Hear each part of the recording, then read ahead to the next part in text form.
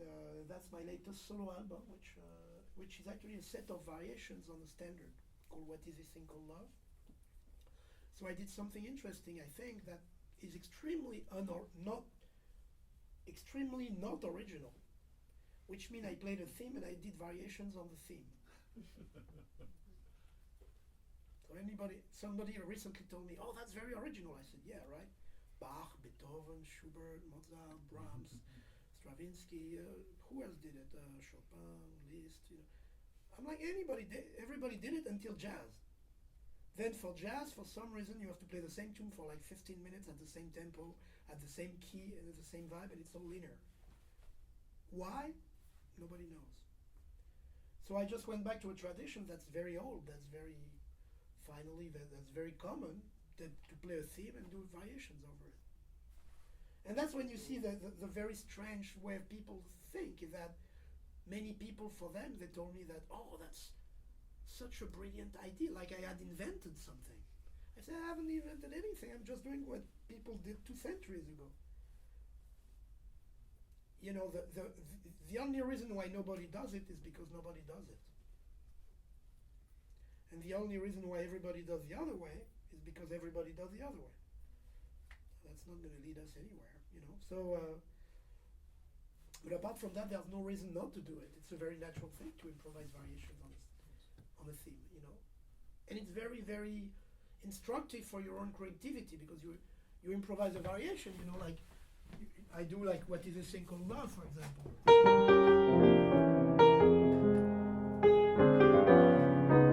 Etc. And then I start my first variation. Of course, if I do,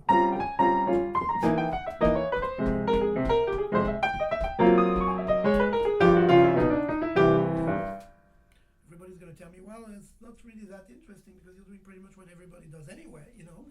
So it's more interesting to start, I don't know, okay.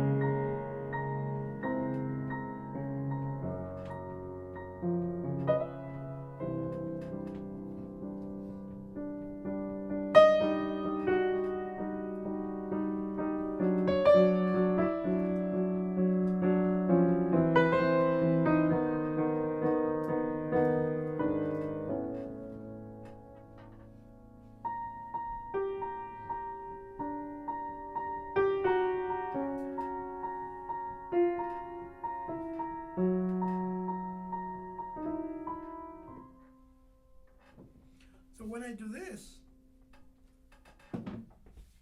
it is "What Is This Thing Called Love."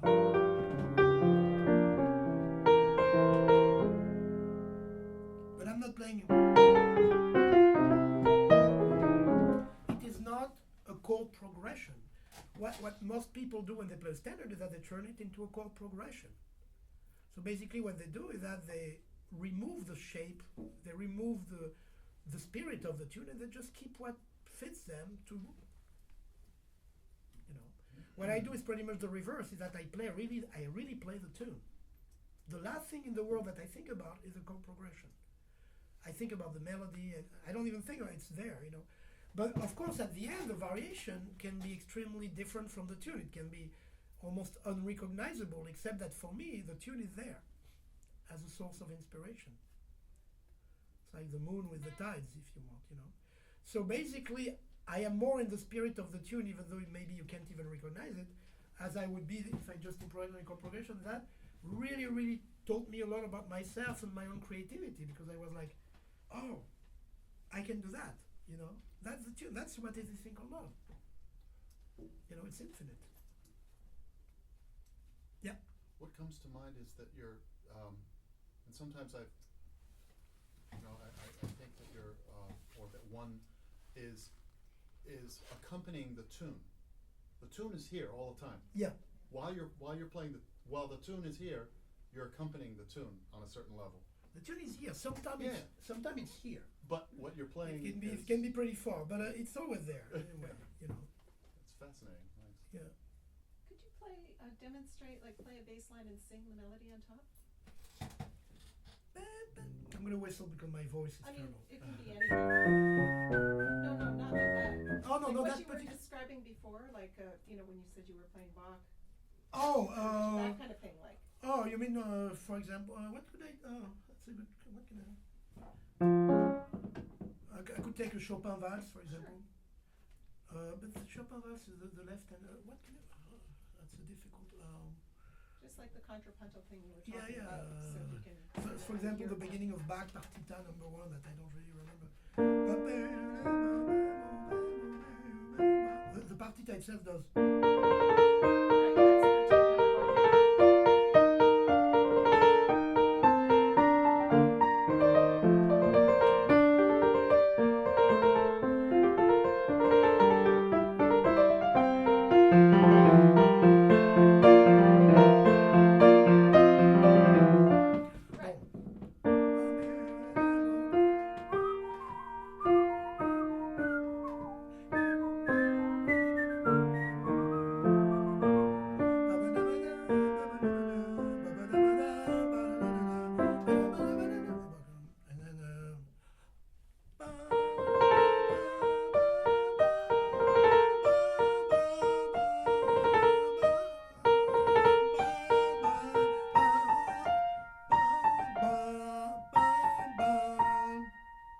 I can't remember what I'm doing.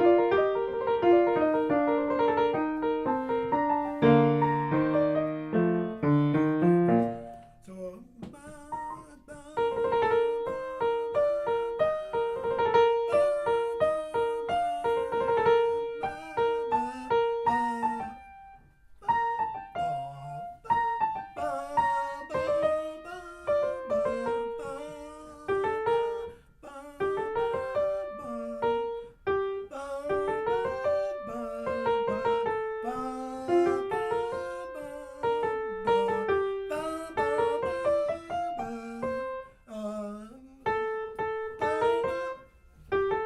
it's too bad because I haven't worked on it in a long time. It's much more difficult in that sense, to do it while singing the left hand. That's great. That's Yeah, great. yeah, But if I do it again, it's going to be I better. do that with the two-part.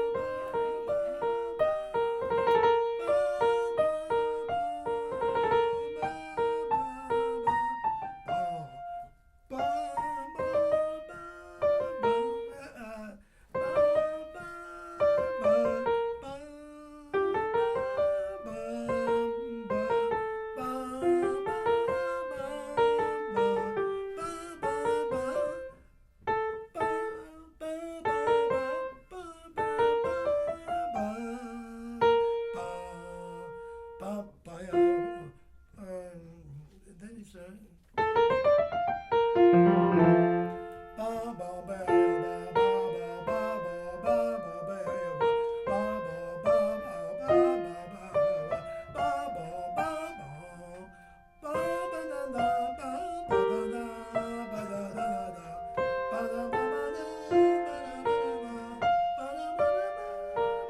etc.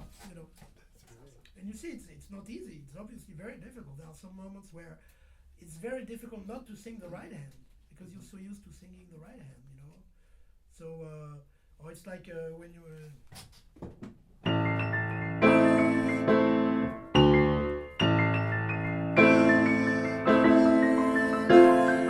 I used to be able to do that. That's terribly difficult.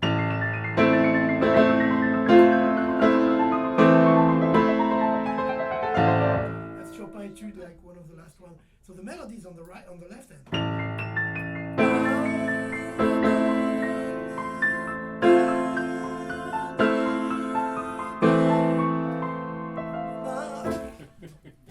I used to work like that. I was like, and sometimes I would even like do it without playing the left hand, like.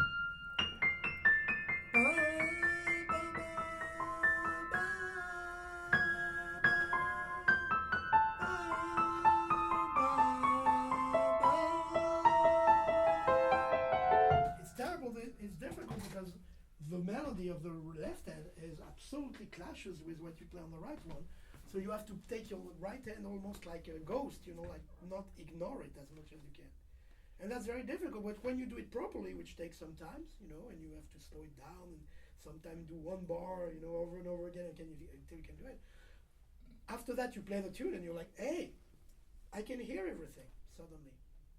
Because you see, that really engraves the melody in your brain, I know that studying some Bach fugues like that, it was painful, it took me a long time.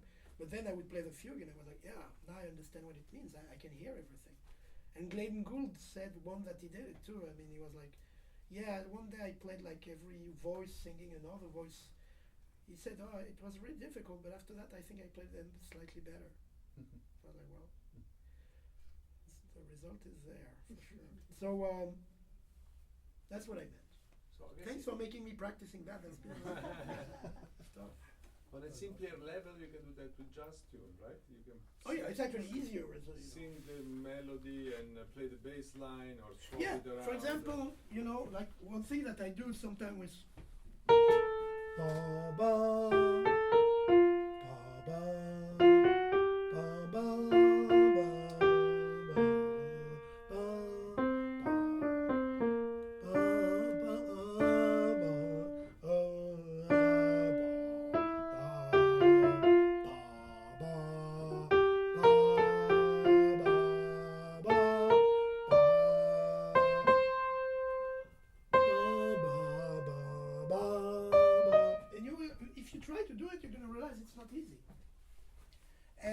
and especially in a tune like Stella by Starlight, which kind of turns a lot, around many directions, you realize that I cannot hear the bass as clearly as I thought I did, as I thought I would, and you realize that especially when you transpose the tune, when you try to play it in another key, is that you suddenly,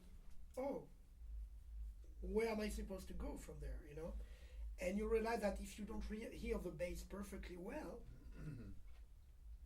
Then it becomes very difficult to transpose tunes or to play them in another key, or even to turn the chord progression differently and come back, because you don't really hear the basis of the tune, the bass line, the bass, And that's something that I've worked a lot on, and it's still a work in progress, because that's something it's not easy to hear the bass of a tune when you play the melody, In some tunes it's easy, and Take the A Train, it's not very difficult. But on Stella, or All the Things You Are, or a tune like that tend to, revolve a lot, or What Is This Thing Called Love, actually. It's not obvious. You realize, I cannot hear the bass as well as I thought I did. And I don't hear it as well as I should, that's for sure. And so you have to do that, and then you realize that once you play the tune again, you feel more at ease, and then if you want to play it in another key, it becomes much easier, because you can hear the bass, because you can hear the directions of the music. The bass that's what gives the direction of the music. It's really the ground, I have a question. You were talking before about when you start a line, knowing where you're going with it. And is there a specific way to practice, that will help you develop that ability when you're soloing? To me, the best way to do it is to sing something and play it. And play then while you're singing it, play yeah. as you're singing it. Like, for example, I hear, and then I go to the piano and play it. Problem is my memory is so bad that immediately I hear another phrase now. I'm an improviser. I have this, short-term memory condition. But that's what I do. Is I always try to.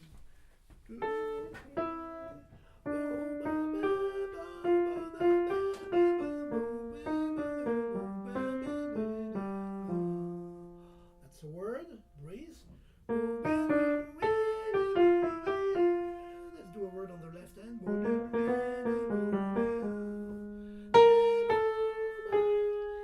Sometimes I would even sing and play later to make sure I don't play what I sing. To make sure I don't sing what I play, but I play what I sing. That it goes the right way. Because sometimes you think you play what you sing, but actually you sing what you play.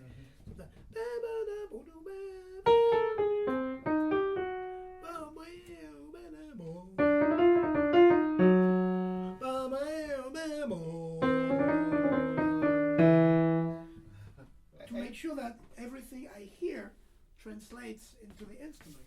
And then You know, can you do that also in the context of actually a tune, like playing a tune? what do you mean? Well, I mean, that was just, were you doing Oh, the yeah. tune at that point? Or? Yeah, I mean,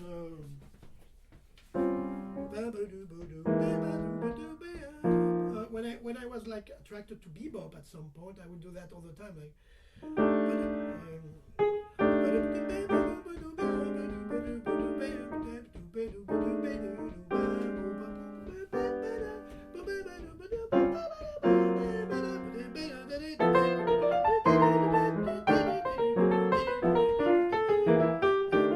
And then I would even like play the notes without playing them, which means I would move my finger over the notes while I was singing to make sure that.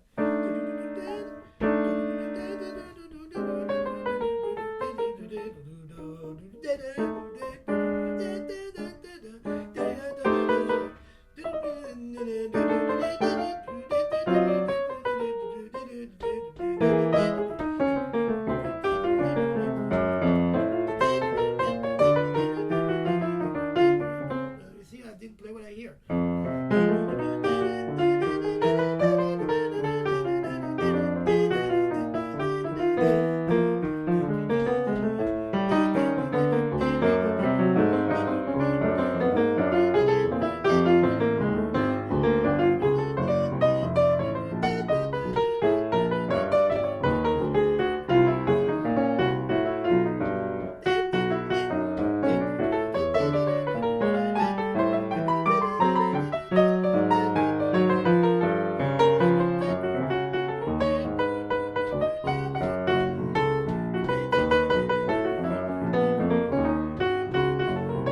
See, now I'm playing in F sharp, which is not an easy key. But if I play what I hear, it doesn't matter that I'm playing in F sharp or G or A flat because I'm playing what I hear. So the key becomes irrelevant. The key becomes relevant if I'm being played by my fingers. Of course, then then it becomes very relevant, the key. But if I do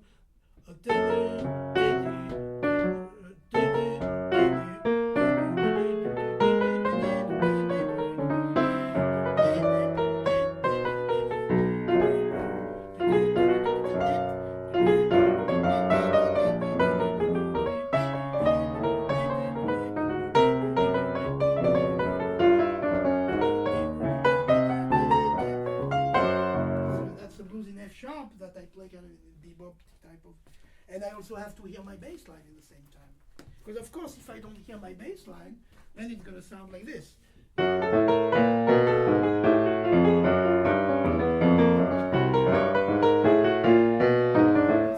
And I can't even play can't even play the right hand anymore because the bass is so wrong that I'm not hearing anything anymore.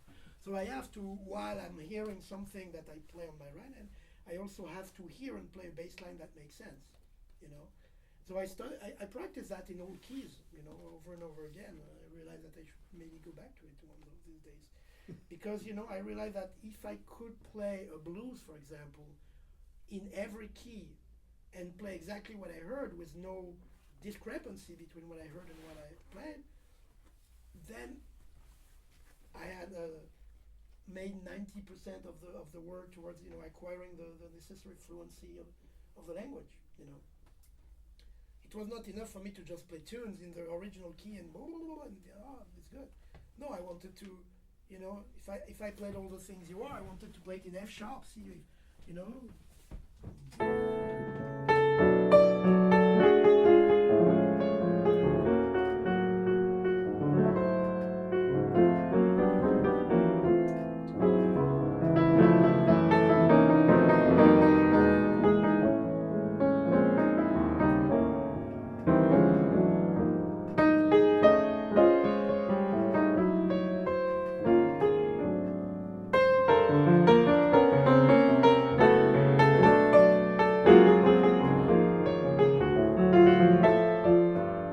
So I would take the tune in F sharp like that, and the beauty of it is that everything that worked in F stopped working in F sharp. Because I could say, okay, play it in the original key and say, okay, I'm going to do the same. So I would say, oh yeah, it's kind of like, it's not exactly right anymore. So I have to find something else.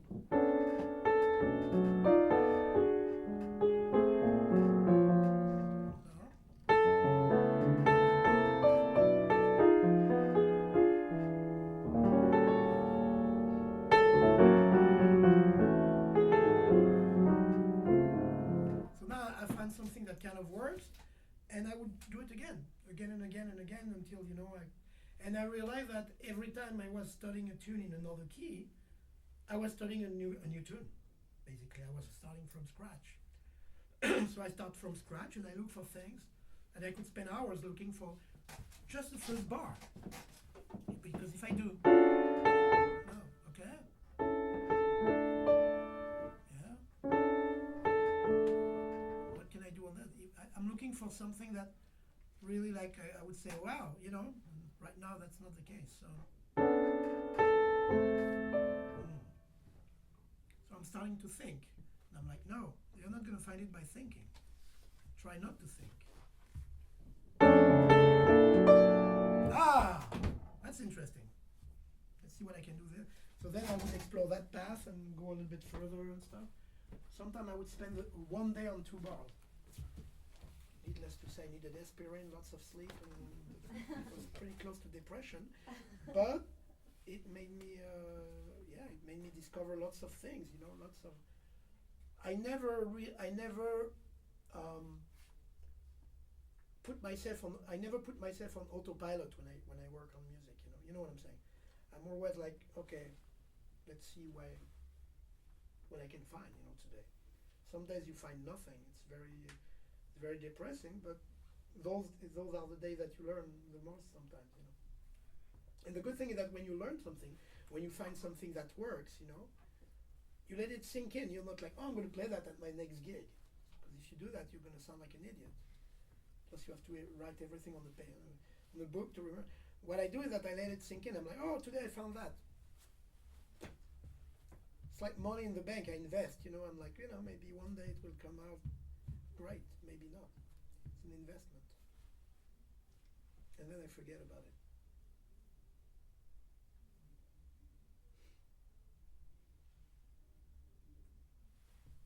What time is it? Oh, good. So we have like maybe 5-10 minutes for questions. Yeah, couple of minutes. Yeah. You wanted to ask me something? I wanted to ask something. And maybe you got interrupted. Going back to that's fine. Going back to rhythm. Actually, 2 questions. So, I saw you when I first saw you was with Ari Honig and Johannes. I don't know who you're years talking ago. about. Yeah. Anyway, maybe someone else.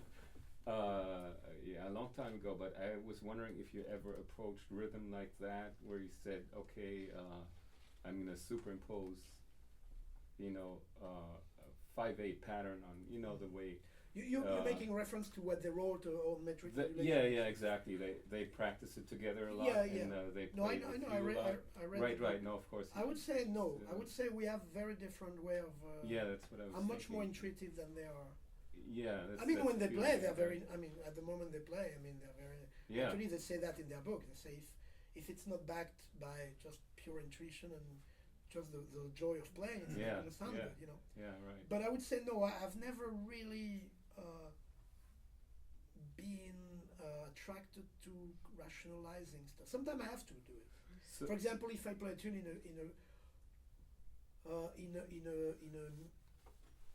call that, in a 4/4, 3/4, how you call that? meters. Time signature. So thank you. Yeah. In a time signature that I don't feel at ease with, I might have to find some intellectual devices to make me feel good, like subdivide it a certain way, tap my foot a certain way, think of it like 6 + 5 or 3 + 4 or whatever, do some adjustments, intellectual work to feel the thing that I'm not feeling. Yeah. It happens sometimes because at some point I cannot feel the thing, so I have to do something about it, So in those cases, it did happen that I used intellectual devices, I call them crutches, to be able to. Yeah. But in general, when I play music, I really, really don't think like that. I really play what I feel. So you rely on your inner time while they might be doing something that they Basically, have yeah. worked out. Basically, yeah. And if I start that's to, pretty amazing. if I try to understand what they play, I can get into trouble. Mm. Which means they're playing something and I can hear that they're doing one of their, you know. Yeah. And like, what are they playing? Is it seven? As soon Yeah, as I right. think It's that, hard to. Yeah. something goes very wrong in my system.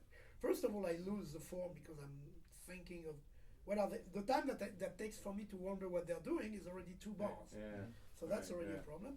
And the other thing is that it triggers something very strange in my system. Like, I don't think it's natural for me to think that way. I think Mhm. what's natural for me is just go with the flow, you know. Yeah. And what really worked for me the best when I was playing with those guys, and we played a lot together, obviously, Yeah. was just to let them do their shit and be like, yeah, well, it will be fine, don't worry. Basically, like a guy in a boat in the middle of a storm, and you know he knows he's not gonna drown. You know, basically that's pretty much my approach. But if I start trying to understand why the wave is going like this or that, then I'm in trouble. Then it doesn't agree with my. I think I'm too intuitive for that. But that's great. That shows that musicians can think very differently about music and play together. Yeah. It's not the first Yeah. example of that, you know. I know that Miles thought very differently from when he was playing with Herbie and Wayne and Tony Williams. Mm. Miles was thinking completely differently from them. He was on a completely different plan. And that made one of the best groups you've ever heard. As soon as they stopped playing with Miles, I'm sorry, but it was not as good. Yeah. Even they were great. But I mean, VSOP with Freddie Hubbard, it's great. I mean, they're great players, but you needed that difference. You needed that tension. You needed the Yeah. fact that one didn't think like the other. You know, that's very important. I think it's actually a great band. It's a band where nobody sings the same. You know, if everybody sings the same, it's like a couple when you always agree, it ends up in a divorce. You know, generally. Well, it never happened that you always agree anyway. But you know, if you're too much alike, you know, it ends up badly. Hmm. So it's good. It's a difference, but it's a difference that works well for us. Yeah. I think. And sometimes I play with people who are very intuitive and they're like, yeah, I like the way you feel the form because I'm feeling it with you. And I'm like, yeah, I was following you the whole time, man. You know, I'm right. Because I was basically listening to it. Well, oh, where is he? Oh, he's here. Okay, I'm following him. And I have a good ear, so I tend to really follow people pretty well. But sometimes they're like, oh, we have such a great connection. I'm like, yeah, I was following you. And that's what you call a connection. So, and they're good musicians. I'm not saying they're not good musicians, but maybe we're too alike, or maybe I need that precision. I like that precision. When I'm playing with people like Ari, and he plays that stuff, and it's so precise, I can feel that precision. Mm. It's not the way I work, but it makes me play my stuff, and it makes him play his stuff that I'm more like around when he's playing. You know, the complementarity really helps. I think. Yeah. Oh, yeah. It really That's helps. really great. I think if we were thinking exactly the same way, it wouldn't work that well. Hmm. Interesting. And when did you start? Sorry. No, it's okay. It's okay. Go ahead. When did you start? Just curious. Doing that exercise where you speak while you're tapping a rhythm. Like, I never did it for myself. I did it for my students. Oh, I okay. did it for my students because I was realizing that. Well, I think I did it by accident. Actually, one day I said, you know, man, you have to swing. You know, if you don't swing like that, you know, it's not gonna work. Because it's like, but you're talking. I was like, yeah. So what? And I was like, oh. You can do that? And then I realized that you can do it. Right. So it happened by accident. I never thought about it really. Mm. I've always done that during the classroom and during lessons at school. I was always tapping and I got expelled a few times. But so X plus Y square of Z. And I was thinking to my it's boring, right? Do you understand what I'm talking about? That theorem doesn't make any sense to me. Right? And I didn't know I was doing it. Until the day I met a student who told me, oh, you're doing this, I cannot do that. And I realized that most people couldn't do it. So I devised the exercise accordingly. But I never really did it. I think I did it naturally from so long that I didn't even like realize the importance of it until I was teaching. If that makes sense. Many things I did naturally, and I had to devise ways of working on those things because I could see people who could not do those things. Like play with the ear, play with the ear. But simple things, really simple things. That's why I wrote the book. I was like, maybe I could put that in a book because I feel like so many people are being overtold by like zillions of teachers and don't nobody tell them the importance of those basic things, you know. And I realized that I had to, you know, it would be nice for me to do something about it. But to me, in my own way of learning music, all those things were pretty natural. I didn't realize that for so many people, it would be an issue, you know. I was actually pretty surprised when I discovered that, you know. You had a question? Yeah, I was going to ask just a piano technique question, because I notice, I think it's probably a matter of just having the fluency to get wherever you're trying to get, but I have problems sometimes where I just can't finger the thing that I'm hearing, and I'll be like, oh, it's a black key with my thumb now, or like I can't figure out, or you end up on your pinky and it's just over. So. Yeah, of course. Well, I worked on my technique quite a bit. First of all, I worked a lot on classical music, like, you know, Chopin etude and stuff like that, so that teaches you quite a few things about technique. And I did those things on the Anu method where I was like, you know the Anu method, like.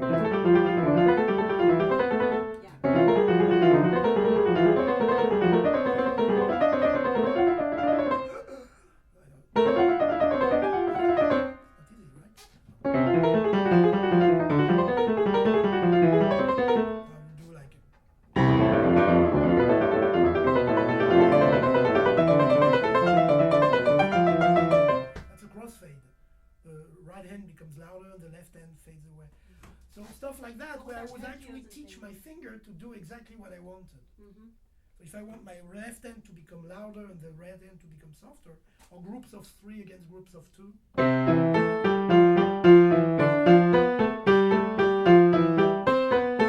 one hand, the notes are grouped by 3, and then I would be doing lots of exercises like that. The goal was always, I want those guys to be like thumbs. I want 10 thumbs. I want every finger to do exactly what I wanted to do. So basically, it would like be about trying different fingerings. For example, the C sharp, I would try it with the same fingering as the C. So I end up with my thumb on the black keys all the time, or with the more traditional fingering, where, you know, I would try all kind of things. I would work on arpeggios like this, and, you know, or I would do like a contrarily motion, you know. Etc. You know, I would try everything like that allowed me to see if I could do with my fingers what I had in mind. And of course, I practiced lots of like exercises, from Brahms exercises to some exercises, you know, from classical opera, like Czerny stuff. I think it was in a way very traditional technical work, because I realized when I was 22 years old, by listening to some incredible pianists, you know, back in France, Michel Pilc, for example, that those guys were doing what they wanted, and I wasn't.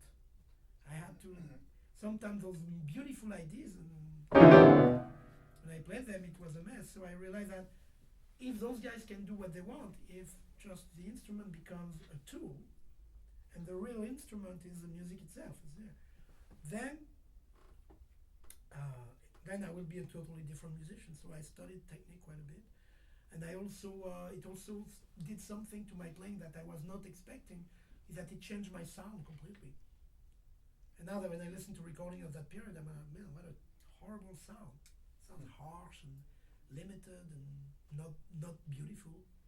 And you realize when your fingers are at your service, that it changes completely your sound, because you know how to press a key to make it sound a certain way. For example, if I start a ballad like a, I don't know, like a, that's okay, but if I do.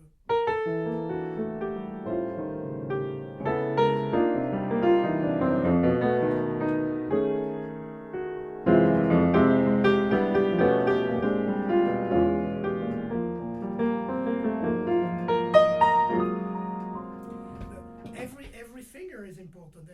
The force of this guy, of this guy, of this guy.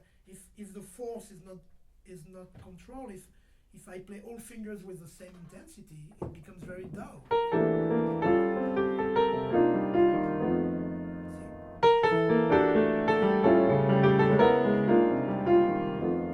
In that case, some fingers are louder than some others. I have really instruments that obey my thing. And that's the technical work is so important, because it teaches your finger to obey what the musical, you know, intention is, you know. some stuff like, for example, that Schubert impromptu that I worked a lot on, you know, like.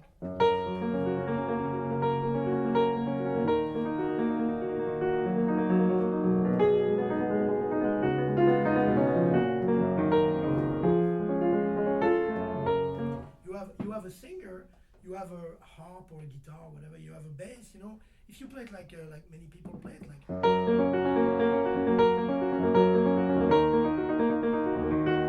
It's nothing.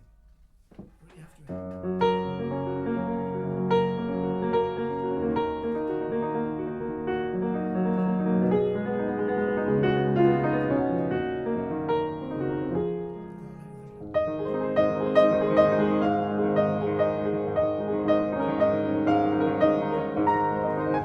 For example, that Chopin etude, many people play it very precisely, like the two hands are simultaneous, like that.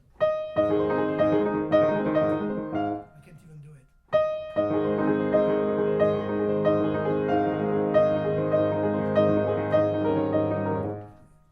You know? But basically it's not right because it's two different instruments. So the left hand, the fingers of the left hand have to do something that's totally different from the finger of the right hand. It's two different hands. It's like two guitar players playing two different people.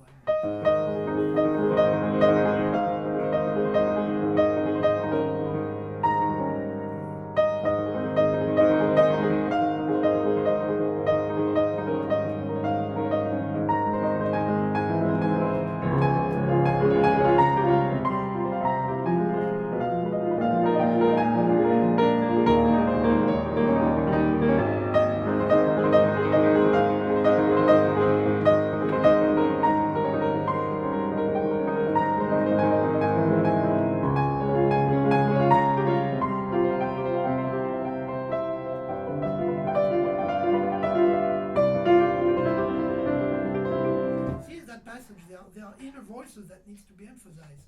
You know, like